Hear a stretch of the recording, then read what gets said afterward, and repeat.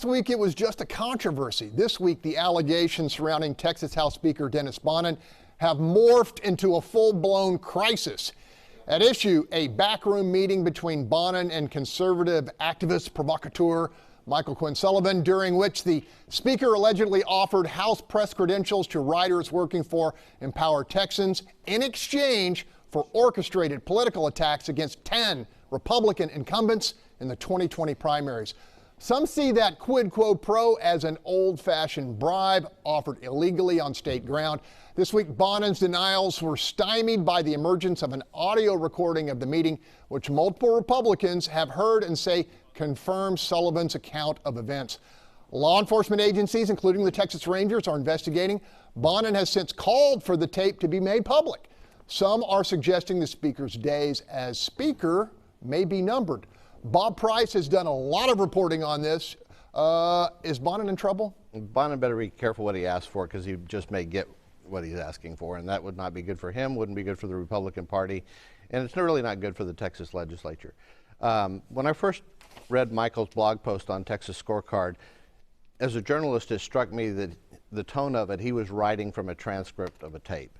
You know, it just was way too accurate, too detailed to just be going from recollection. And sure enough, you know, you got the denial from Bonnen, and then you got the rebuttal from Michael, and then you got the denial again.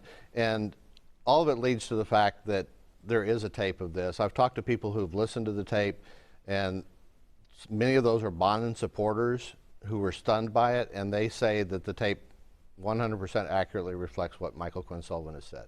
Charles Blaine, you worked with Empower Texans. What's your read on this? Yeah, so, to reiterate something Bob said, I think it's really interesting. We've heard State Representatives Jonathan Stickland and Steve Toth both said they heard it and kind of reiterated what Michael was saying. But even State Representative Travis Clardy, who Empower supported a primary opponent for, listened to the tape and is still saying that Michael is right. So I think there's a lot there, and I think we have to realize, it's political, but there's a governance issue here. I mean, was the speaker using his office to offer, press credentials to a journalist to, cover something one way or to hurt primary opponents? So I think that's a big question. But the bigger question is, where has Bonnen been? We have not heard anything. I mean, it's been almost radio silence since the denial. I mean, I know there was talk about a press conference maybe Friday that ended up not happening. But where has he been? Where is Dustin Burrows, the other person who was in the meeting? Why has he been silent? Why is he taking Bonnen's lead and just not saying a word? And are they going to be effective going into the next legislature if they weather this storm? So I think there's a lot of questions that need to be answered, and we're not getting anything from the legislature. Ben Strusan, you're fully briefed on this.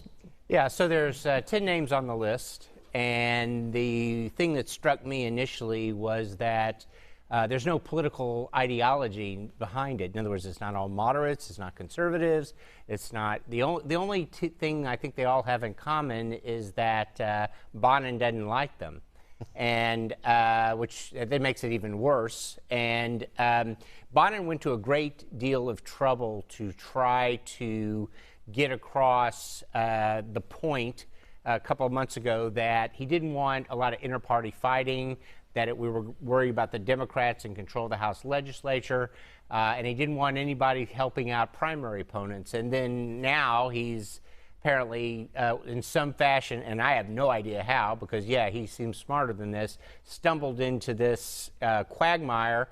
The tape will get released. And again, I've only heard it third hand, but there are other things on the tape, I think, that are equally as embarrassing for Dennis Bonnen, and he's going to find himself in a lot of hot water and a lot of pressure to resign. Let me just say one more thing. How this affects the election, donors have always funneled their money through the speaker and his PACs when it comes to House races.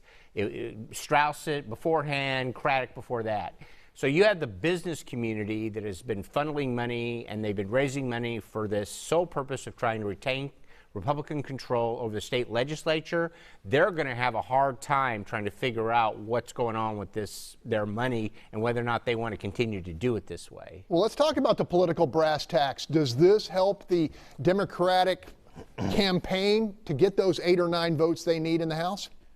Republican Richard Nixon had a problem with the tapes. President Trump had accessed Hollywood tapes, and now Dennis Bonnen, the Speaker of the House, has tapes problem. So, look, the bigger issue that Republicans have is that they are losing across Texas, and you are seeing these resignations and retirements come in abundance because of that.